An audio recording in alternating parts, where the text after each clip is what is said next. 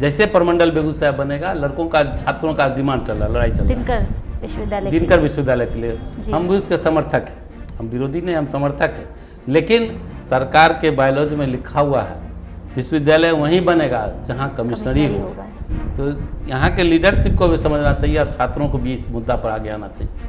और हम उनसे भी निवेदन करते हैं कि आप सबके सब आइए लड़ने के लिए कि कमिश्नरी में ही विश्वविद्यालय बनेगा। आप पूरे बिहार का आईना दर्पण देख लीजिए, भागलपुर चले जाइए, भागलपुर विश्वविद्यालय, भागलपुर कमिश्नरी में, दरभंगा कमिश्नरी में मिथिला विश्वविद्यालय, गया कमिश्नरी में देख लीजिए मगध विश्वविद्यालय, मुंगेर कमिश्नरी हम लोग का है, मुंगेर विश्वविद्यालय की लड़ाई हम लड़ रहे हैं, मुंगेर जाकर विश्वविद्यालय, पूर्णिया कमिश्नरी पूर्णिया विश्वविद्यालय। तो जहाँ कमिश्नरी है वहाँ विश्वविद्यालय बना है, तो क्यों नहीं हम बेगूसराय कमिश्नरी की लड़ाई लड़े। लोग जितना राजनीतिक लोग अपना दूरदर्शन में दिखाएं कि हमारा ये विकास कर रहे हैं, हमारा ये चल रहे हैं, लेकिन बेगूसराय दिन प्रतिदिन पिछड़ता जा रहा है। बिल्कुल। आज बिहार के अब अन्य जिलों को समीक्षा कीजिए तो गया से नीचे हम, राजगीर से हमारी पहचान नीचे हो गया, भागलपुर से हमारा पहचान नहीं, भागलपुर में सिविल सिटी चलता है। तो हमारा दरभंगा से हवाई जहाज उड़ रहा, पूर्णिया से हवाई जहाज उड़ रहा, लेकिन हम कहाँ हैं। हमारे यहाँ पहले इंदिरा गांधी आती थी, राजीव गांधी आते थे, यहाँ भी हवाई जहाज आता था, यहाँ भी भाषण देते थे, वही लोग आते थे, यहाँ पर उतरते थे, यहाँ गुलाब हवाई अड्डा पर भाषण होता था, फिर चले जाते थे जी। तो ये हम धीरे धीरे हमारा गिरावट होते चला गया। बिल्कुल।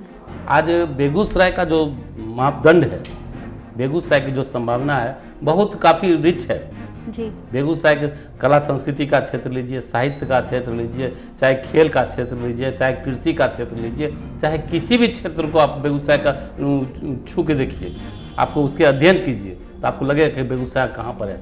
बिल्कुल। और आज बेगूसराय के कलाकार भारत में जा करके नाम रोशन कर रहे हैं, लेकिन क्या कोई कलाकार को राष्ट्रपति सम्मान मिला? नहीं मिला। बेगूसराय के खिलाड़ी बढ़िया काम कर रहे हैं, बेगूसराय के कृषि के क्षेत्र में बहुत बढ़िया काम हो रहा है, लेकिन कहाँ अब हमारी लीडरशिप जो उसको ध्यान दे जी। आज बेगूसराय में लगभग हम 50 धरोहर हम लोग के पास है, जो एक के बाद एक बंद हो गया है या बंदी होने के स्थिति में जी। आप हम थोड़ा सा बेगूसराय दर्शन आपको कराते हैं।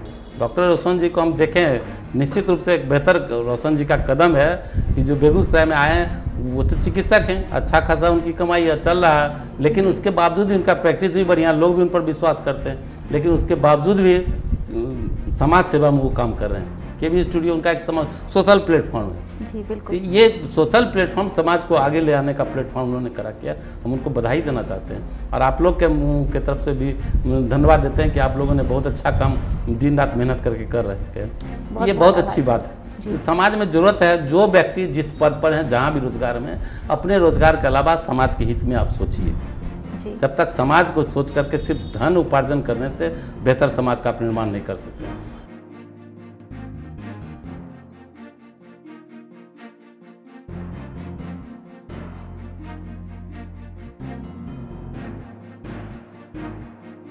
नमस्कार, मैं पुष्पांजलि आप सभी दर्शकों का केवी स्टूडियो के खास कार्यक्रम कहता बेगूसराय बढ़ता बेगूसराय में हार्दिक अभिनंदन करती हूँ, स्वागत करती हूँ। आज हमारे साथ दिलीप सिन्हा जी मौजूद हैं, जो जिला स्वयंसेवी महासंघ के अध्यक्ष हैं और ये दिन रात सामाजिक कार्यों में लगे रहते हैं। तो आइए मिलते हैं दिलीप सिन्हा जी से और सुनते हैं इनकी कहानी, इनकी जुबानी। नमस्कार सर, हमारे केवी स्टूडियो में आपका बहुत बहुत स्वागत है। यूँ तो सर आप किसी परिचय की मोहताज नहीं हैं, लेकिन फिर भी मैं चाहूँगी कि हमारे दर्शकों को अपना संक्षिप्त परिचय दें। मेरा नाम दिलीप कुमार सिन्हा है। हम विशुद्ध समाज सेवी हैं और सामाजिक कार्यकर्ता होने के नाते हम समाज के विभिन्न पहलुओं पर नज़र रखते हैं, समाज सेवा करते हैं। मेरा पढ़ाई लिखाई एमए का उत्तीर्ण हुए हैं जी। और बचपन से हम जब जयप्रकाश नारायण का आंदोलन चल रहा था, हम बहुत छोटा थे, हाफ पैंट पहनते थे, तो उस समय मुझको याद है कि सरकार के खिलाफ हम लड़ाई लड़ रहे थे। हम क्या माने, सब बड़े बुजुर्ग लड़ रहे थे, हम भी एक दिन अनशन में चले गए। अनशन में गए तो हमने डिमांड किया कि सरकार, जो पत्रकार लोग हैं जी। वो लोग सरकार के पक्ष का न्यूज़ छापते हैं और हमारे आंदोलनकारी का न्यूज़ नहीं छापते थे। इस तरह का आंदोलन चल रहा था। तो हम लोग हरिशंकर साहब एक पत्रकार होते थे यहाँ इंडियन नेशन से, उनके घर का घेराव किए जी। वो पुलिस को, एसपी को फ़ोन करते हैं और एसपी बना के पुलिस घेर लेती है। घेरने के बाद जो है 6 आदमी को गिरफ्तार करती है पुलिस जी। और 6 आदमी में अब एक मेरे बड़े भाई भी गिरफ्तार होते हैं। तो उसमें हम भी बोले कि हम भी जाएंगे, पुलिस हमको गिरफ्तार नहीं की, कहेगी नहीं अभी तुम हाफ पैंट पहनते हो, जी। जब फुल पैंट पहनेगा तब तुमको गिरफ्तार करेंगे, अभी नाबालिग हैं, अभी जी। नाबालिग अभी तुम खेलो। जी। ये बचपन से मेरा हम लगा कि नहीं, समाज में जो भी चीज़ है हम लोग समाज से जुड़ना चाहते हैं, समाज की हकीकत को देखते जी। हैं, और हकीकत देखने हम नाटक के क्षेत्र में गए, हमको लगा कि रंगमंच से समाज बदलेगा, हम रंगमंच के गए। जी। रंगमंच के बाद हम थोड़ा सा मैंने हिंदी साहित्य के लिए भी थोड़ा सा मुखातिब विवेक लगा कि कुछ कविता वविता पढ़ने से कुछ अच्छा मनोरंजन मिलने लगा, थोड़ा सा हास्य कविता वगैरह लिखना शुरू कर दी। फिर लगा कि नहीं सिर्फ टाइम पास है, तो फिर हम रंगमंच पर जो काम करते थे जी। तो हमको लगा कि रंगमंच से हम फिर लगा कि समाज नहीं बदल रहा है, सिर्फ माहौल बन रहा है। हम जो आंकड़ा देखे थे एसपी साहब के यहाँ, तो हम जिसके खिलाफ नाटक में हम काम करते थे, हम हत्या के खिलाफ अपराध नाटक किए, दहेज के खिलाफ नाटक किए, जिस चीज़ के खिलाफ हम नाटक किए समाज में वो चीज़ बढ़ते चला गया। और हम देखें कि समाज में मैंने जितना भ्रष्टाचार खिलाफ नाटक के समाज में उससे कई गुना भ्रष्टाचार सामने आ गया। जी। तो हमको लगा कि रंगमंच से कुछ नहीं होने को है, ये सिर्फ मनोरंजन है, मेरा लोग इंटरटेन करता, हमको पीठ ठोका, लोग गला मिला, हाथ मिला, सिर्फ हमारा मनोरंजन किया। जी। तो मनोरंजन से समाज नहीं बदलने वाला है। हमको लगा कि रंगमंच पर जो हम करके एक्टिंग करके दिखाते हैं, जो बात हम अपना विचार को रखना चाहते हैं, उसको प्रैक्टिकल व्यवहार में धरती पर लाएं। और हम उस दिन से रंगमंच छोड़ करके हम समाज सेवा की ओर आगे रियल लाइफ जीना शुरू कर दिए, और समाज में जो समस्याएं आती है हम सीधे समाज के समाधान की ओर काम करते हैं। आज हर कोई काम करता है कि इस काम करेंगे तो हमको क्या फ़ायदा होगा। तो हमारे पास कई लोग आते थे, चंदा लेने के लिए भी आते थे कि हम धरना देने जा रहे हैं दिल्ली में, पटना में, हमको सहयोग दीजिए। हमको लगा कि नहीं, दिल्ली में धरना देने से बेगूसराय का भला नहीं है, पटना में धरना देने, बेगूसराय के लिए काम करने वाला ही बेगूसराय का विकास कर सकता है। और हम तब सीधा बेगूसराय के लिए काम करना शुरू कर दिए, और बेगूसराय के लिए आज तक हम कर रहे हैं। ये रियल लाइफ हम जी रहे हैं, और रियल लाइफ में बेगूसराय में हम आज लोक अदालत के मेंबर भी रहे हैं, मैंने पीठासीन सदस्य के रूप में, हम रेलवे दैनिक यात्री संघ के अध्यक्ष के रूप में भी रहे हैं, और हम रेलवे के जोनल कमेटी, डिविजनल कमेटी के सदस्य के रूप में रहे हैं, और हम मान लीजिए कि जिला पदाधिकारी के दर्जनों कमेटी के गवर्निंग बॉडी रहे हैं। तो रक्तदान के क्षेत्र में, अनेक क्षेत्र में हम शिक्षा से लेकर कला संस्कृति और उसके साहित्य के कई क्षेत्र में हमने काम किया। राष्ट्रकवि दिनकर जी की जो कमेटी है उसके भी सदस्य हम हैं। तो हम अलग अलग क्षेत्र में काम कर रहे हैं। तो हमको लगा कि नहीं, वास्तविक ज़िंदगी जीना चाहिए, तभी समाज के हर व्यक्ति को बेगूसराय के, अगर हम रहने वाले हैं बेगूसराय के, हम पल रहे हैं, यहाँ भोजन कर रहे हैं, तो हमको बेगूसराय के बारे में सोचना चाहिए। बिल्कुल। हम बेगूसराय में रह करके पंजाब के बारे में सोचें, कश्मीर के बारे में सोचें, पाकिस्तान हिंदुस्तान की बात करें, और हम अपने बेगूसराय की चर्चा नहीं करें तो हमारे बेगूसराय के साथ बेईमानी होगा। हम बेगूसराय के रह करके हिंदुस्तान पाकिस्तान देश सुधार नहीं सकते हैं, लेकिन बेगूसराय रहकर बेगूसराय के लिए काम करेंगे तो हमारा वतन, हमारा देश, हमारा बेगूसराय, और इसी को मानकर हम करते हैं कि अगर बेगूसराय के लिए कुछ किए तो अपने देश के लिए कर रहे हैं। हर आदमी अपने अपने ज़िला के लिए, अपने क्षेत्र के लिए अगर कर ले तो पूरा देश का भला हो जाएगा। देश के लिए हम लड़ाई लड़ रहे हैं। बेगूसराय में हम काम करके हम पंजाब पर बहस कर लें, दिल्ली पर बहस कर लें, कश्मीर पर बहस कर लें, सरकार बनाने और गिराने पर बहस कर लें, इससे तो बेगूसराय का कुछ भला नहीं होगा। जी। बेगूसराय का भला तभी है जब बेगूसराय के लिए लोग काम करें। बिल्कुल। और इसी उद्देश्य से हमारी लड़ाई चल रहा है। आज बेगूसराय के कमिश्नरी बनाने के लिए लड़ाई चल रहा है कि बेगूसराय को प्रमंडल का दर्जा मिलना चाहिए। आप जान लीजिए कि बेगूसराय 1870 में अनुमंडल बना था जी। 1972 में बेगूसराय जिला बना, 2 अक्टूबर 1972 को बेगूसराय जिला बना। तो 102 वर्ष के बाद जिला बना, और आज 50 वर्ष होने वाला है जी। और हम लोग जिला के जिला में हैं, जबकि पूरे बिहार को आप अध्ययन कीजिए और बेगूसराय को देखिए तो पूरे बिहार में सबसे ज़्यादा धनी रूप में हम, माने पटना के टक्कर में हम बेगूसराय। पटना अगर राजधानी अगर है तो बेगूसराय को उपराजधानी का दर्जा मिलना चाहिए आज़ादी के बाद ही। बिल्कुल। क्योंकि आज सरकार को जितना भी राजस्व जा रहा है तो सबसे ज़्यादा राजस्व हम सरकार को हम देते हैं। 38 जिला 9 कमिश्नरी में सबसे ज़्यादा राजस्व हम देते हैं, क्योंकि आप रिफाइनरी होने के कारण हमारा पहचान कभी अंतर्राष्ट्रीय पैमाने पर था, और मैंने बरौनी रिफाइनरी अंतर्राष्ट्रीय पैमाने पर जाने जाता था। आज हम भारत, एशिया छोड़ दिए, भारत छोड़ दिए, बिहार में भी हम निचले पैदान पर धीरे धीरे गिरते चले जा रहे हैं। लोग जितना राजनीतिक लोग अपना दूरदर्शन में दिखाएं कि हमारा ये विकास कर रहे हैं, हमारा ये चल रहे हैं, लेकिन बेगूसराय दिन प्रतिदिन पिछड़ता जा रहा है। बिल्कुल। आज बिहार के अब अन्य जिलों को समीक्षा कीजिए तो गया से नीचे हम, राजगीर से हमारी पहचान नीचे हो गया, भागलपुर से हमारा पहचान नहीं, भागलपुर में सिल्क सिटी चलता, तो हमारा दरभंगा से हवाई जहाज उड़ रहा, पूर्णिया से हवाई जहाज उड़ रहा, लेकिन हम कहाँ हैं? हमारे यहाँ पहले इंदिरा गांधी आती थी, राजीव गांधी आते थे, यहाँ भी हवाई जहाज आता था, यहाँ भी लोग भाषण देते थे, वही लोग आते थे यहाँ पर उतरते थे, यहाँ गुलाब हवाई अड्डा पर भाषण होता था, फिर चले जाते थे जी। तो ये हम धीरे धीरे हमारा गिरावट होते चला गया। बिल्कुल। आज बेगूसराय का जो मापदंड है, बेगूसराय की जो संभावना है बहुत काफ़ी रिच है जी। बेगूसराय के कला संस्कृति का क्षेत्र लीजिए, साहित्य का क्षेत्र लीजिए, चाहे खेल का क्षेत्र लीजिए, चाहे कृषि का क्षेत्र लीजिए, चाहे किसी भी क्षेत्र को आप बेगूसराय का छू के देखिए, आपको उसके अध्ययन कीजिए तो आपको लगेगा कि बेगूसराय कहाँ पर है। बिल्कुल। आज बेगूसराय के कलाकार भारत में जा करके नाम रोशन कर रहे हैं, लेकिन क्या कोई कलाकार को राष्ट्रपति सम्मान मिला? नहीं मिला। बेगूसराय के खिलाड़ी बढ़िया काम कर रहे हैं, बेगूसराय के कृषि के क्षेत्र में बहुत बढ़िया काम हो रहा है, लेकिन कहाँ हमारी लीडरशिप जो उसको ध्यान दे जी। आज बेगूसराय में लगभग हम 50 धरोहर हम लोग के पास है, जो एक के बाद एक बंद हो गया है या बंदी होने के स्थिति में जी।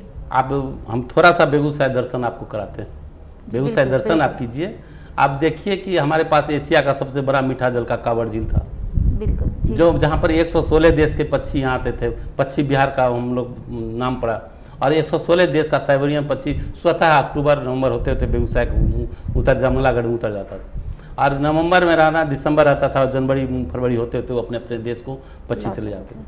लेकिन कहाँ आज सब पक्षी आए, लोग मार के खाने लगे, कांवड़ झील सूख गया, पक्षी आना बंद कर दिया। तो ये कहाँ लीडरशिप में मानिए कि इसकी लड़ाई लड़ेगी। जमंगलागढ़ में अष्ट धातु का मूर्ति था, चोरी हो गया, आज तक अनुसंधान नहीं हुआ। कहाँ है लोग? हमारे पास आप वहाँ से निकलिए, हरसाई स्तूप हमारे पास, उसके आगे बढ़िए आप श्री बाबू का नमक सत्याग्रह स्थल है। श्री बाबू का नमक सत्याग्रह, आप बुझिए कि श्री बाबू उस समय आज़ादी की लड़ाई में बेगूसराय के विकास के लिए तो लंबी लकीर खींचे जी, लेकिन उस लकीर को उसने किसने मैंने उनके लकीर को छोटा किया या उसे ऊंचाई को छुआ? किसी ने नहीं छुआ, क्योंकि हम 1930 से लेकर आज तक उनके नाम का स्तुति कर रहे हैं। लेकिन क्या बेगूसराय में दमखम वाले कोई लीडरशिप आज तक नहीं आ पाए जो उनके इतिहास को कमज़ोर कर सके? लेकिन श्री बाबू ने जो मार्ग दिया, रास्ता दिया, उसको भी तो देखने की जरूरत है, फॉलो किया जा सकता था। दूसरी बात यह है कि बेगूसराय में देखिए विकास के, आप हमारे पास है मक्का अनुसंधान केंद्र, कुछ महोत में आप जाके देख लीजिए मक्का अनुसंधान केंद्र। मक्का अनुसंधान तो इसलिए खोला गया कि बेगूसराय मकई का क्षेत्र है, मकई का उत्पादन ज़्यादा होता है। हम यही मकई खरीद करके दूसरे प्रदेश के लोग बेगूसराय से मकई खरीद के ले जाते हैं, और फिर उसी मकई से 15 से 20 गुना दाम में हमारे जिला में बेचने आते हैं, बीज बना करके। अब हम अपने मकई को हम 20 गुना दाम में बीज बना के खरीदते हैं, कहाँ लीडरशिप हमारा? 20 गुना दाम में हम अपने मकई को हम खुद खरीद रहे हैं जी। बीज लेकिन दूसरे लोग बना रहे हैं। तो ये हमारे बीच आप बगल में नौलखा मंदिर आपको उदाहरण है, पूरा बेगूसराय दिखता है। 150 वर्ष पहले 9 लाख रुपया में बना था मंदिर, जिसका नाम पड़ा था नौलखा मंदिर। अब 9 लाख रुपया में जो मंदिर बन गया, अब आज 150 वर्ष पहले जिसका पूंजी 9 लाख लगा हो, आज उस 900 खरब 900 का संपत्ति होना चाहिए, आज भूर भूर के गिर रहा।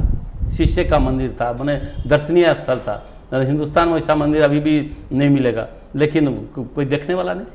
उसके संपत्ति का लूटपाट हो गया जी, उसके संपत्ति का लूटपाट हो रहा है, कहीं कुछ नहीं है। जो सवाल है कि फॉर्मेलिटी चल रहा है सिस्टम। बेगूसराय में एक ऐसा मंदिर है जहाँ पर आपको रामायण महाभारत आप पढ़ते होइएगा तो स्वचित्र वहाँ दिखाई पड़ेगा।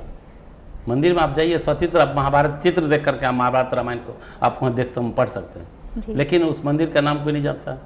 ये गुलाम है, आपको जाकर देखिए, लेकिन वो मंदिर बने कोई देखने नहीं जाते हैं, फूल फूल के गिर रहा है, उसकी पहचान समाप्त हो रही। नूरजहाँ की मस्जिद अपने ज़िला में, लोग नूरजहाँ इतनी बड़ी महान हस्ती थी, लेकिन उसका मस्जिद मैंने आज भी दर्शनीय मस्जिद अगर देख ले तो लोग शायद हिंदुस्तान में ऐसा मस्जिद नहीं मिलेगा। वो मंसूर चक में आप जाकर देखिए। बेगूसराय का एक ऐसा प्रखंड है जिस प्रखंड में घर घर में तालाब ये मूर्ति कलाकार थे। जैसे अलीगढ़ तालों का शहर है, उसी तरह मूर्ति कलाकारों का प्रखंड है मंसूर चक। वहाँ घर घर बने, अधिकांश घर में मूर्ति कला का काम होता है, लेकिन उस कलाकार का पहचान कभी हिंदुस्तान पैमाने पर था।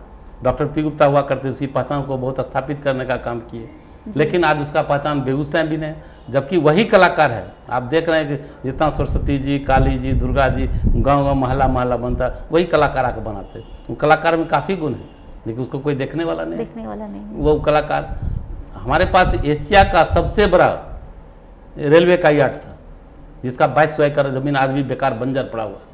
और कोई लीडरशिप का मतलब नहीं, 2200 एकड़ ज़मीन पड़ा हुआ रेलवे का हाजीपुर में जाकर जोन खुलता है, यहाँ वहाँ ज़मीन नहीं है, यहाँ ज़मीन पड़ा हुआ है। रेलवे वहाँ ज़मीन खरीदना चाहती है, किराया लेना चाहती है, यहाँ उसका अपना ज़मीन पड़ा हुआ, कोई देखने वाला नहीं जी। पूरे भारतवर्ष का आप देखिए, रेलवे के दाहिने पटरी के दाहिने तरफ और पटरी के बाएं तरफ, पूरे भारतवर्ष में आप जाकर देख लीजिए, इतना संपत्ति रेलवे का बेकार अनयूज्ड पड़ा हुआ है।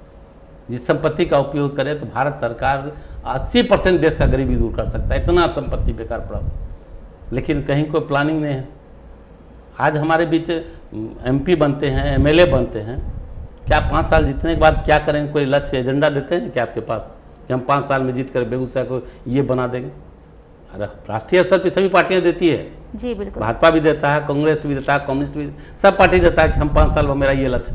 लेकिन स्थानीय जो हम बेगूसराय के रहने वाले हैं, स्थानीय MP हमको देते हैं या MLA देते हैं कि हर पार्टी का MLA 5 साल का एजेंडा दे कि हम चुनाव जीतने के बाद 5 साल में आपका बेगूसराय का ये जब लक्ष्य ही नहीं रहता है, लोग पार्टी जीतते हैं जात के नाम पर, पार्टी के नाम पर, धर्म के नाम पर।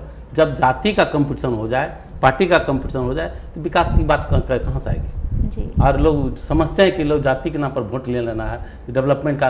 बेगूसराय ही एक ऐसा जिला है जब कभी जातवाद नहीं होता था यहाँ, और जब जातवाद नहीं होता था तब यहाँ रिफाइनरी का निर्माण हुआ।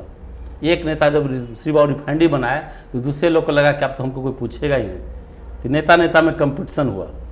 एक नेता रिफाइनरी बनाए तो फिर दूसरे नेता प्रतियोगिता की दौर में उतरे और फर्टिलाइजर का निर्माण हुआ, और फिर सब मिलकर लगे तो फिर थर्मल का निर्माण हुआ, रेलवे का गृह यार्ड बना, दौना में सैकड़ों उद्योग लगा, बरौनी डेयरी बना। तो ये नेताओं में काम का कंपटीशन चला कि अगर हम काम नहीं करेंगे तो कल हमको वोट नहीं मिलेगा, कल हम नहीं करेंगे तो हमको वोट नहीं मिलेगा। नेता जुड़ गए और सब एक दूसरे को काम कंपटीशन दाबने का कुछ प्रयास किए। बेगूसराय उद्योग नगरी बन गया। और जब से ग्रहण तब लग गया जब जात का कंपटीशन हो गया कि कौन जात में सबसे ज़्यादा आदमी है, कौन पार्टी का सबसे ज़्यादा मजबूत है। जाति और पार्टी का जब कंपटीशन हो गया तो बेगूसराय ग्रहण लग गया और बने रेलवे यार्ड बंद हो गया, दौना का सैकड़ों उद्योग बंद हो गया। तो मैंने बेगूसराय का गिरावट होना शुरू किया, हवाई अड्डा नहीं हो सका। तो ये कई संभावना हम जन्म दे सकते हैं। हम लड़ाई परमंडल का इसलिए लड़ते हैं कि बेगूसराय परमंडल बनते के साथ बेगूसराय के विकास की कई संभावनाएं हमारे सामने आ जाएगा। जैसे परमंडल बेगूसराय बनेगा, लड़कों का, छात्रों का डिमांड चल रहा है, लड़ाई चल रहा है दिनकर विश्वविद्यालय के लिए। हम भी उसके समर्थक हैं, हम विरोधी नहीं, हम समर्थक हैं। लेकिन सरकार के बायोलॉजी में लिखा हुआ है विश्वविद्यालय वहीं बनेगा जहाँ कमिश्नरी हो। तो यहाँ के लीडरशिप को भी समझना चाहिए और छात्रों को भी इस मुद्दा पर आगे आना चाहिए। और हम उनसे भी निवेदन करते हैं कि आप सबके सब आइए लड़ने के लिए कि कमिश्नरी में ही विश्वविद्यालय बनेगा। आप पूरे बिहार का आईना दर्पण देख लीजिए, भागलपुर चले जाइए, भागलपुर विश्वविद्यालय, भागलपुर कमिश्नरी में, दरभंगा कमिश्नरी में मिथिला विश्वविद्यालय, गया कमिश्नरी में देख लीजिए मगध विश्वविद्यालय, मुंगेर कमिश्नरी हम लोग का है, मुंगेर विश्वविद्यालय की लड़ाई हम लड़ रहे हैं, मुंगेर जाकर विश्वविद्यालय, पूर्णिया कमिश्नरी पूर्णिया विश्वविद्यालय है। तो जहाँ कमिश्नरी है वहाँ विश्वविद्यालय बना है, तो क्यों नहीं हम बेगूसराय कमिश्नरी की लड़ाई लड़े। आज आप देखे हुए कि बेगूसराय से जैसे कमिश्नरी में बनेगा विश्वविद्यालय बनेगा, विश्वविद्यालय ही नहीं बनेगा, वहाँ मेडिकल कॉलेज भी खुलेगी। हर कमिश्नरी स्तर पर मेडिकल कॉलेज होना है, हर कमिश्नरी स्तर पर कृषि महाविद्यालय होना है। बेगूसराय में कृषि महाविद्यालय नहीं, जबकि कृषि प्रधान क्षेत्र हम लोग का जी, लेकिन यहाँ भी कृषि विश्वविद्यालय होगा। ये संभावना हम लोग का, संभावना का फायदा लेना चाहिए, लड़ाई लड़ना चाहिए। क्या हमारा धरती क्या मांग रहा है। तो ऐसी स्थिति में हमारे पास, हम आज़ादी का गाना गाते हैं, आज़ादी का गीत गाते हैं, 15 अगस्त 26 जनवरी को झंडा फहराते हैं और देश के शहीदों को हम नमन करते हैं। लेकिन 26 जनवरी 1930 आपके बगल में टेरीनाथ मंदिर में जी 6 लोग अंग्रेज की गोली से सीना पर गोली खाए और शहादत दिए, लेकिन उनका नाम कोई लेने वाले नहीं। लेकिन अब जो हमारे धरती के पुत्र हैं, जो जिन्होंने अब देश के लिए आज़ादी में अपने सीने पर गोली खा गए, उनका कोई सम्मान नहीं। लेकिन अब हम झंडा फहरा रहे, उनके सम्मान में उनका शहीद स्थल का डेवलपमेंट होना चाहिए। तभी तो हम देश प्रेम अपने आप को दिखा सकते हैं कि हमारे देश के लिए, आज़ाद के लिए जो लड़े।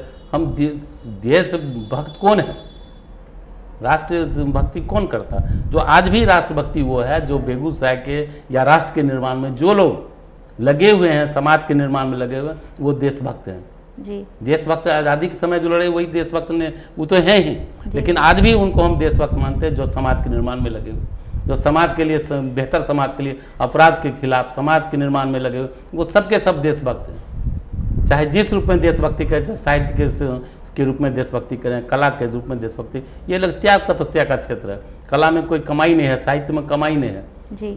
पत्रकारिता में बहुत ज़्यादा आमदनी का बेस नहीं है।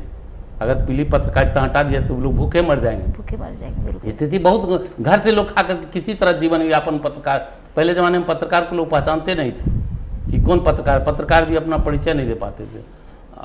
तो ये मैंने हमारे देशभक्ति है, पत्रकारिता या समाज सेवा या खेल प्रेम, जो भी लोग काम कर रहे हैं ये देशभक्ति है। समाज खेल भावना को जगा रहे हैं, कला संस्कृति को जगा रहे हैं, साहित्य को जगा रहे हैं, देशभक्ति है। ये सबके सब देशभक्त आज हमारे आज ये स्वतंत्रता संग्राम हम विदेश से अंग्रेजों से लड़ के जीत गए, लेकिन भारत की आज़ादी के लिए भी लड़ाई लड़ना पड़ेगा। कि भारत में जो अपराध के खिलाफ है, भ्रष्टाचार के खिलाफ है, महंगाई के खिलाफ है, जो देश की जो बेईमान लोग के खिलाफ है, उसके खिलाफ हमको खड़ा होना पड़ेगा, तभी हम बेहतर समाज का निर्माण कर सकते हैं। और बेगूसराय के लिए लड़ना पड़ेगा।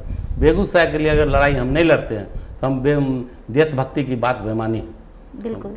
तो हमको देखिए अब कई संभावना है। हम इतना जानते हैं कि बेगूसराय में आप देखिए अंडी रेशम उद्योग कार्यालय है, अंडी रेशम उद्योग आपका लोहिया नगर में। अब उसमें क्या कि अंडी के पत्ता पर गिरा से रेशम का धागा निकाला जाता है, और वो इसलिए निकाला जाता था। बाद में प्लानिंग किया कि बेगूसराय को सिल्क सिटी बना दिया जाएगा। सिल्क सिटी बनने की जगह आज अंडी रेशम उद्योग यहाँ है, इसका प्रधान कार्यालय मुजफ्फरपुर चल रहा है। अंडी रेशम उद्योग बंद हो रहा है, बंदी के आकार पर। उसी में खुला संग्रहालय, आप जाकर देख लीजिए, अंडी रेशम उद्योग की जमीन पर संग्रहालय खुला। संग्रहालय किसी भी जिला का वो पहचान होता है, वहाँ जाकर उस जिला का इतिहास पुरातत्व तो हम उस जिला के बारे में जान सकते हैं। लेकिन बेगूसराय संग्रहालय में क्या है, दिन भर ताला लटका रहता है।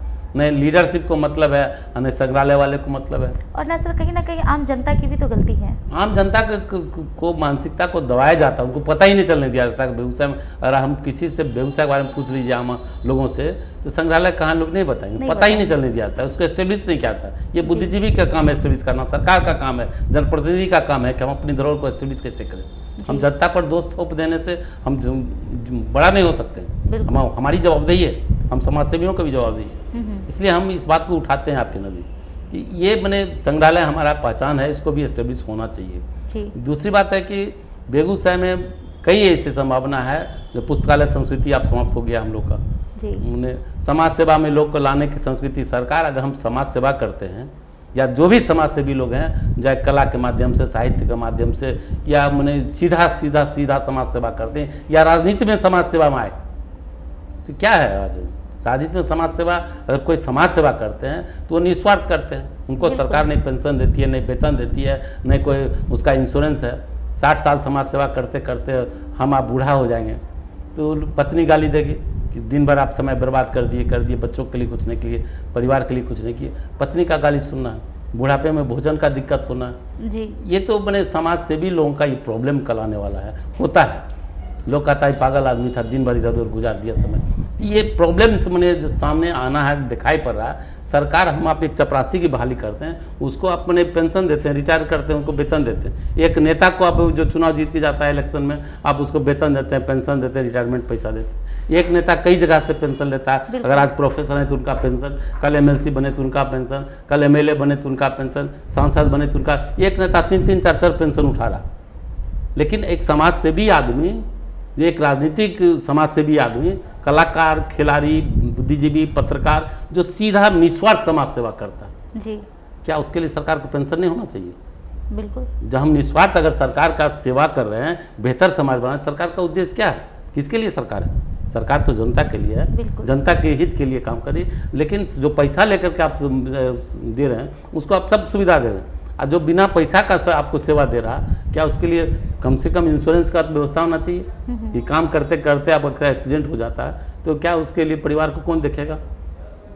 उसके लिए 60 वर्ष के बाद उसका शरीर काम नहीं करेगा, क्या उसको बीमा सरकार से मुफ्त बीमा दे सकती है कि नहीं दे सकती है? तो ऐसे सरकार को भी समाज सेवियों की तरफ से लड़ाई मांग हम करते हैं, आपके माध्यम से मांग करते हैं कि समाज सेवी जो विभिन्न क्षेत्र में सेवा दे रहे हैं, वो हर क्षेत्र के समाज सेवी, चाहे कलाकार हैं, पत्रकार हैं, खिलाड़ी हैं, चाहे जो हिंदी साहित्य के क्षेत्र में, सभी क्षेत्र के लोगों को लिए पेंशन का सरकार व्यवस्था करे, उनके इंश्योरेंस का व्यवस्था करे, जो निस्वार्थ सेवा देते हैं। आप सूची तैयार कीजिए, जो काम करें उनको सूची में दर्ज कराइए।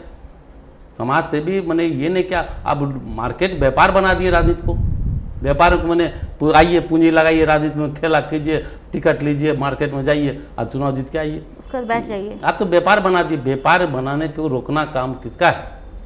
सिर्फ समाज पर दोष देने के बदनाव से बेहतर सरकार अपनी सिस्टम को सुधारे। आज इसी व्यवस्था में आप किसी बैंक में चले जाइए, लोग कहता व्यवस्था नहीं सुधरेगा, कैसे बदले व्यापार, सब व्यक्ति बेईमान हो गए। नहीं, व्यक्ति कभी बेईमान नहीं हो सकता। इस चले जाइए कोई बैंक में, आप चले जाइए, हम लाखों करोड़ रुपया लोग जमा करने जाते हैं, क्या रुपया लेकर बैंक कर्मचारी अपना घर चला जाता है, अपने खाते में पैसा डाला था। इसी व्यवस्था में सिस्टम, उसका सिस्टम है, वो ईमानदार है, सिर्फ वेतन पर भरोसा रखता है। लेकिन अन्य जगह भ्रष्टाचार क्यों होता है? इसलिए भ्रष्टाचार, उसका सिस्टम खराब है, सिस्टम को सुधारने की जरूरत है। जब तक सिस्टम नहीं सुधरेगा तब तक व्यवस्था नहीं सुधरेगी। तो इसलिए सिस्टम पर काम करना चाहिए। हम तो आपके माध्यम से कहेंगे कि सरकार सिस्टम को रोके। डॉक्टर रोशन जी को हम देखें, निश्चित रूप से एक बेहतर रोशन जी का कदम है कि जो बेगूसराय में आए हैं, वो तो चिकित्सक हैं, अच्छा खासा उनकी कमाई है, चल रहा है, लेकिन उसके बावजूद भी उनका प्रैक्टिस भी बढ़िया, लोग भी उन पर विश्वास करते हैं, लेकिन उसके बावजूद भी समाज सेवा में वो काम कर रहे हैं।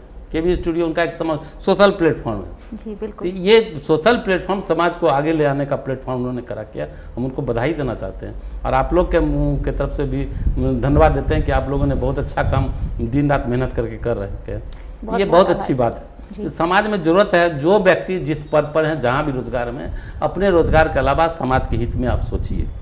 जब तक समाज को सोच करके सिर्फ धन उपार्जन करने से बेहतर समाज का आप निर्माण नहीं कर सकते हैं। और धन से समाज, मैंने खुद जितने भी धनी लोग हैं, आप देख लीजिए कि जब बीमार पड़ते हैं तो उनका धन काम नहीं आता, और करोड़ों रुपया रखा रहेगा, उनको डॉक्टर मना कर देगा कि आपको भोजन बंद, चीनी बंद, सब शुगर बंद, आप रोटी, दाल रोटी, सूखी रोटी खाइए। एक तरफ करोड़ रुपया, अरब रुपया रखा हुआ, दूसरी तरफ सूखी रोटी है। गरीब के पास चले जाइए, रुपया नहीं है, लेकिन उसको कितना तुलनात्मक आप देखिए। तो धन भी काम नहीं आता जब आपके बीच, जब आप बेहतर समाज में नहीं जुड़िएगा, नहीं काम कीजिए, तो धन भी आपका बेकार पड़ा रह जाएगा। जी। तो हम इतना जरूर कहना चाहेंगे कि बेगूसराय के विभिन्न संगठनों को, विभिन्न पत्रकार संगठन को, कलाकार को, खिलाड़ी को, साहित्यकार को, सबको एकजुट होकर के बेगूसराय कमिश्नरी के लिए सामने आना चाहिए। और दूसरी बात है कि हम न्यायालय से जुड़े हुए हैं, जिला विधिक सेवा प्राधिकार के सदस्य हैं, लोक अदालत में सदस्य रहे हैं। हम इतना जरूर कहेंगे कि समाज में समस्याएं हैं जी। आज छोटी छोटी बात लेकर घर में लड़ाई हो जाती है। मैंने परिवार परामर्श केंद्र सर जो आप चला रहे हैं, परिवार परामर्श केंद्र भी हम लोग का है, और लोक अदालत एक न्यायालय का सिस्टम है जी। तो उसमें क्या है कि आप छोटी छोटी बात लेकर घर में आज लड़ाई हो जाता है। मैंने चाचा भतीजा के बीच लड़ाई हो रहा है, भाई भाई में लड़ाई हो रहा है। अब दो भाई में ऐसे लड़ाई होता लगता है हिंदुस्तान पाकिस्तान की लड़ाई है। अब उन्हें कुछ समाज को नहीं मानता लोग। क्या पहले जमाने में चौपाल लगता था, बिल्कुल चौपाल लगता था, बड़े बुजुर्ग बैठते थे, गांव का समस्या गांव में समाधान होता था। और मैंने अब क्या स्थिति हो गया कि मैंने बड़े बुजुर्ग की बात नहीं मानते। उस समय ना कोई 80 साल का बुजुर्ग आदमी कोई फैसला कर दे गाँव में ये होगा, तो सब लोग को मानना होता है गाँव का फैसला है जी। बिल्कुल। मैंने अब क्या स्थिति, अब का जो वर्तमान स्थिति है कि गांव में कोई अपराधी बन जाता था पहले ज़माने में, तो उसको पूरा गांव उसको डांटता था कि तुम अपराध करके पूरे गांव को बदनाम कर रहे हो। कोई लड़की बच्चलन हो जाती थी, पूरा गांव थू थू करता था, तुम्हारी बेटी के कारण हमारा सर झुक रहा है। तो गांव बात चलता था। गांव का कोई लड़का IAS IPS बन जाता था, सीना तान के लोग आता, देखिए मेरे गाँव का बेटा कलेक्टर बना है, मैंने SP बना है, डॉक्टर बना है, वैज्ञानिक बना है, जो बने ऊँचे पद पर आज भी लोग कहते हैं। गांव बात चलता था, गांव के बदनामी होता था, पूरा गांव उसको अपने। अब क्या गांव बात खत्म हो रहा है। अब हर गांव में का धंधा, अपराध का धंधा, गलत धंधा सब बढ़ते जा रहा है। गांव के लोग उसको रिस्क नहीं लेते, इसलिए फैलता जा रहा है। गांव बात खत्म हो गया। आज छोटी छोटी बात लेकर लड़ाई हो रहा। अब गाँव को छोड़ दीजिए, परिवार में चाचा भतीजा भाई के बीच लड़ाई छोड़ दीजिए।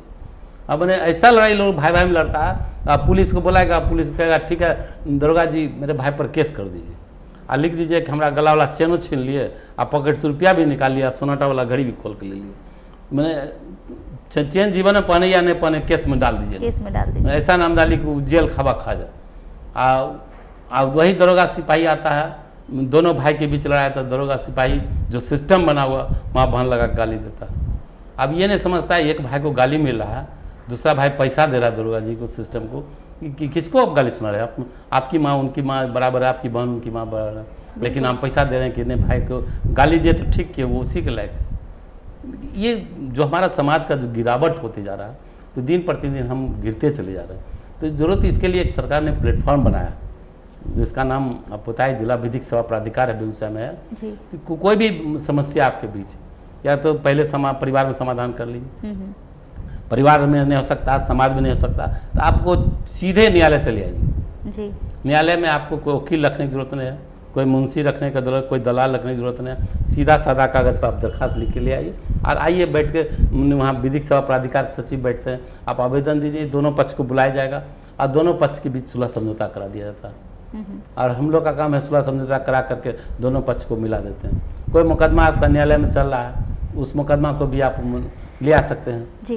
मैंने अगर एक पक्ष भी आवेदन देते हैं तो दूसरे पक्ष को बुला करके समाधान कर देंगे, केस खत्म आपका हो जाएगा। कोई आदमी जेल में तो जेल से बाहर हो जाएगा। तो ये प्रावधान है।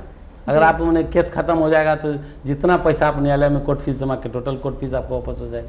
कोई अमीर और गरीब के बीच लड़ाई आज नहीं हो सकता। मान लीजिए एक पक्ष बहुत धनी है, दूसरा पक्ष बहुत गरीब है, तो अमीर गरीब के बीच लड़ाई नहीं होता। इसलिए सरकार ने लीगल एड का प्रावधान किया, कानूनी सहायता, हम उसको मुफ्त वकील न्यायालय की तरफ से मिलता है, उसको सारी सुविधाएं प्रदान मिल जाता है, कानून की जानकारी वहाँ मिलता है। अगर आप जानकार नहीं हैं, आप तो जानकार नहीं तो आप सीधे आइए कि हम ये मुकदमा लड़ रहे हैं, क्या हमको इस केस में जीत होंगे कि हार जाएंगे।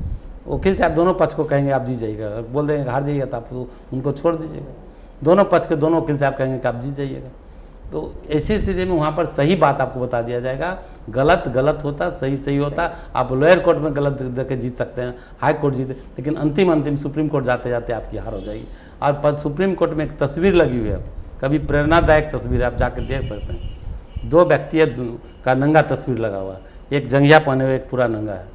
आप उस तस्वीर को देखिए तो एक मुकदमा जो जीत गया वो जंघिया पहने हुए, जो हार गया पूरा नंगा है। तो दोनों पक्ष का हार होता है। इतना लंबा टाइम भारत के कोई न्यायालय में आज आप मुकदमा करने जा रहे हैं, कोई न्यायालय गारंटी आपको नहीं ले रहा कि हम आज लड़ रहे हैं, फैसला हमका 2 साल में कर देंगे, 5 साल में कर देंगे कि 50 साल में करेंगे, आपकी ज़िंदगी में करेंगे। आज न्यायालय में बाबा का मुकदमा पोता लेकर लड़ रहा है। अब बाबा किस बात लग रहा है पोता को पता नहीं, लेकिन पोता कंधा पर झोला लेकर घूम रहा है। लेकिन ये लड़ाई ख़त्म करना चाहिए। न्यायालय मुकदमा का बोझ से दबा जा रहा है। समाज छोटी छोटी बात को सहन नहीं करना चाहता है, तो झुकना चाहिए जी। जो बाल्टीन कुआं में झुकता है वही पानी खींच के लाता है। इसलिए समाज को नज़दीक झुकना चाहिए, झुक के बात करना चाहिए। लड़ाई को ख़त्म, लड़ाई का पैसा बचाइए। हम कहते हैं गोतनी के बीच लड़ाई हो रहा, ननद भौजाई के बीच हो रहा है, तो ये सब लड़ाई ख़त्म कीजिए, झुकने का कोशिश कीजिए। और झुक कर लड़ाई का पैसा अपने बच्चों को पढ़ाई में खर्च कराइए। बच्चा अगर पढ़ लेगा तो आपका बेटा IAS बन सकता है, IPS बन सकता है, वैज्ञानिक बन सकता है, तो आपका बेटा आपका नाम रोशन करेगा। जो लड़ाई में कोर्ट कचहरी में पैसा करते हैं, क्या कोई परिवार से जाकर पूछ लीजिए कि आप अभी कमा रहे हैं, क्या कमाया हुआ धन आप चाहेंगे कि हमारा वकील साहब ले जाए, मुंशी जी ले जाए, कोर्ट में हम जमा कर दें, तारीख पर तारीख हम फिर दौड़ते रहें? कमाई इसके लिए तो नहीं करते, लेकिन आवेश में लोग जाकर के लड़ जाते हैं जी। जरूर आदमी को संयम रखना चाहिए, झुकना चाहिए। अगर कोई समस्या है तो उसका समाधान अपने आप जिंदगी में कर लेना चाहिए, बच्चों के लिए नहीं छोड़ना चाहिए जी। ये हम लोग का मैंने मूल उद्देश्य कि उन्हें लड़ाई समाप्त होना चाहिए। 2-3 मुद्दा पर मैंने आपसे बातचीत किया। बेगूसराय को कमिश्नरी का दर्जा मिले, छोटी छोटी बात को लेकर लड़ाई खत्म होना चाहिए। और मैंने लड़ाई खत्म करके बेगूसराय के विकास में जिला के हर व्यक्ति को लगना चाहिए, चाहे राजनीतिक व्यक्ति है चाहे सामाजिक व्यक्ति, हर व्यक्ति को लगना चाहिए, चाहे जिस रूप में आप समाज सेवा दे रहे हैं। और तो सर ये जो अभी परिवार परामर्श केंद्र जो है, इसमें कौन सी घटनाएं इसमें देखिए, इस बारे में कुछ बताएं हमें। रंजीत मिश्रा पुलिस अधीक्षक, सरकार का एक नियम प्रावधान के तहत बेगूसराय में भी खुला था परिवार परामर्श केंद्र जी, जिसके अध्यक्ष SP साहब होते हैं।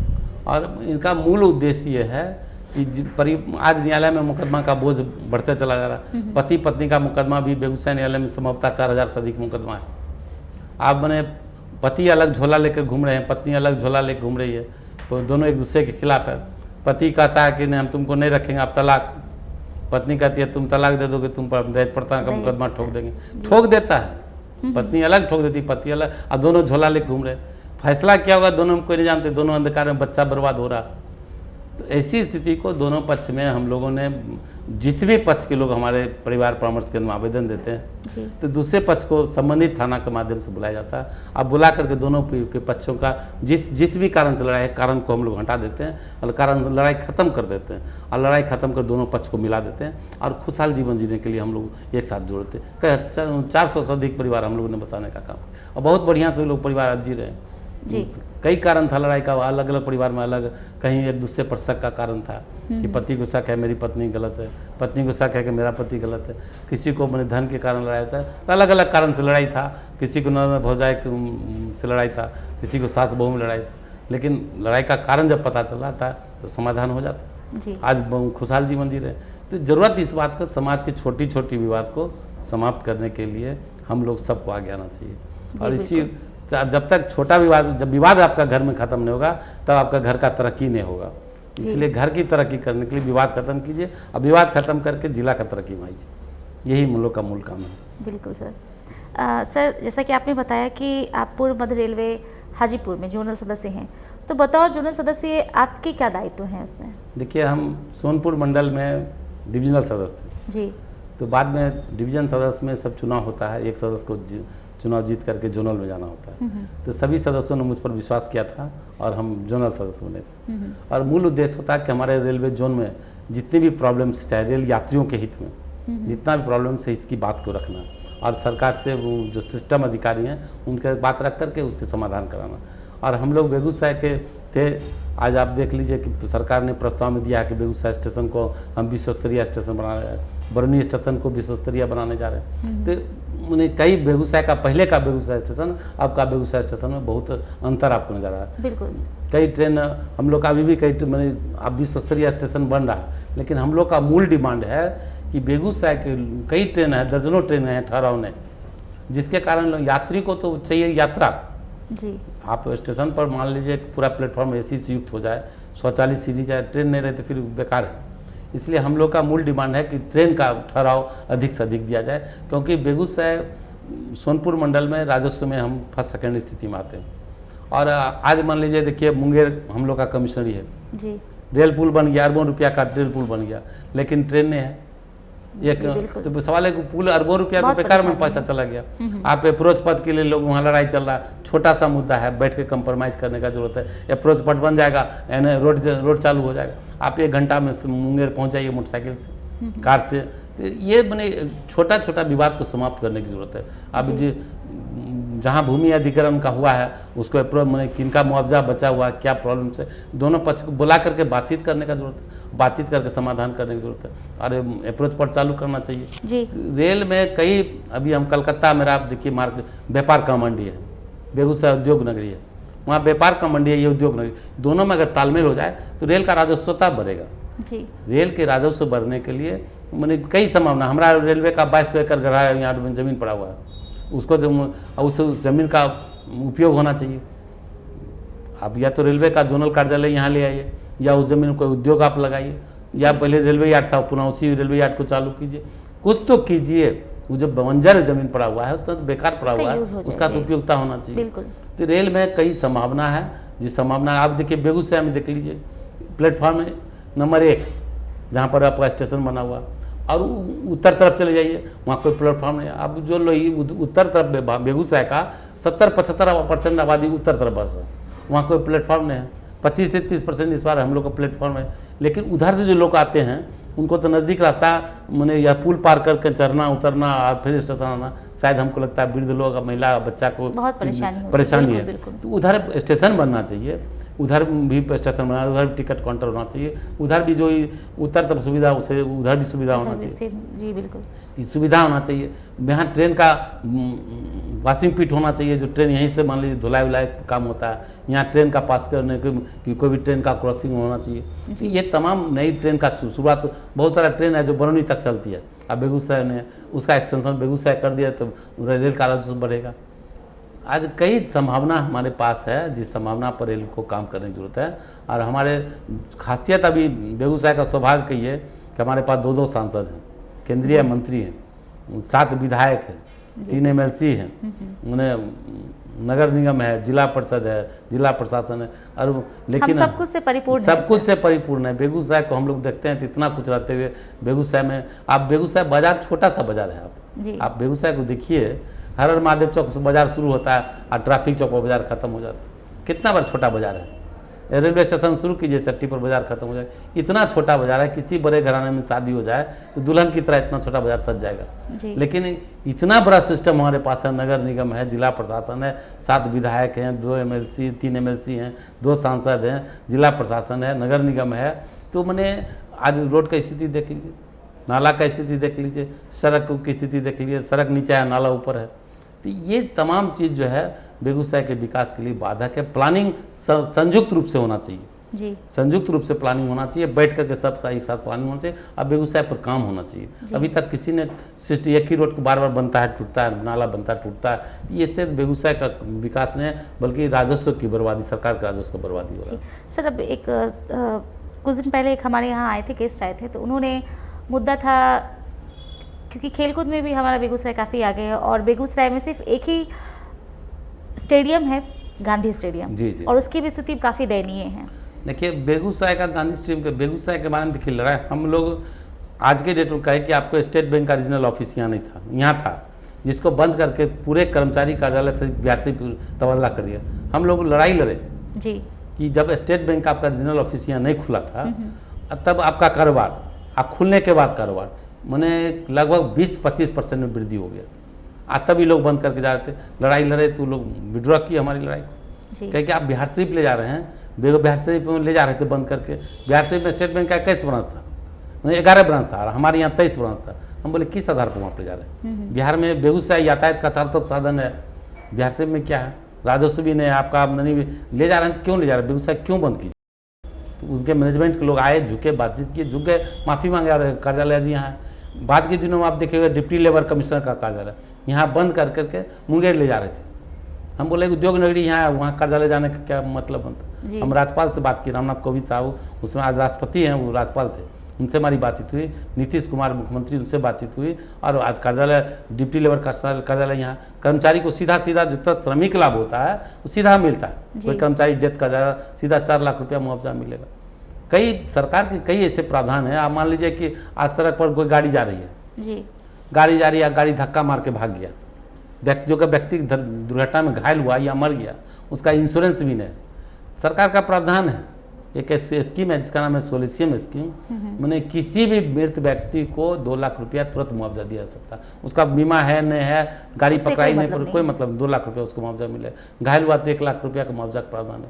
तो जानकारी हम लोग को होना चाहिए, तभी तो मान लीजिए अवेयर प्रचार प्रसार का जरूरत। हम आपके माध्यम से बोलने का उद्देश्य है कि आप समाज के बीच बात जाए, तो इससे सीधा लोग लाभान्वित होते हैं। कोई बेरोजगार, आज हम गांव घर में जाते हैं, देखते हैं रोज ताश खेल रहे हैं लोग, समय बर्बाद कर रहे हैं। हम पूछते हैं क्यों आप बर्बाद कर रहे हैं? भाई हमारे पास पैसा नहीं है। तो सरकार का स्कीम है, कोई भी व्यक्ति 8वां पास के बाद 1 लाख से 25 लाख रुपया तक सरकार देने के लिए तैयार है, कोई बिना कोई गारंटी का। आप पैसा लीजिए, आप व्यापार कीजिए। अभी मुख्यमंत्री उद्यम योजना में 10 लाख रुपया मिल रहा है। महिलाओं के लिए कोई ब्याज नहीं है, पुरुष के लिए 1% का ब्याज है। आप दीजिए आवेदन, आप मिलेगा पैसा। आप 5 लाख रुपया सरकार माफ़ करती है, 5 लाख आपको 84 किस्त में लौटाना है जी। तो ये लाभ लेने की जरूरत है, समाज के कानून का लाभ लेने। गांधी स्टेडियम है जिस पर आपने चर्चा की है, गांधी स्टेडियम हम हर एक खेल भावना को जगाने के लिए हर 15 अगस्त और 26 जनवरी को जिला प्रशासन और नागरिक के बीच मैच खेलते हैं। जिला प्रशासन से DM साहब कप्तान होते हैं, नागरिक टीम से हम संजोग है हम ही कप्तान रहते हैं जी। तो इस स्थिति में हम आज भी कर रहे हैं, जिला प्रशासन गांधी स्टेडियम मेरे हवाले कर दे, हम बना के गांधी स्टेडियम को दे देंगे। मेरे पास क्षमता है, हम जन सहयोग से उस स्टेडियम को बना देंगे जो दर्शनीय स्टेडियम। मैंने सर वो कहावत है ना, जहाँ चाह वहाँ राह।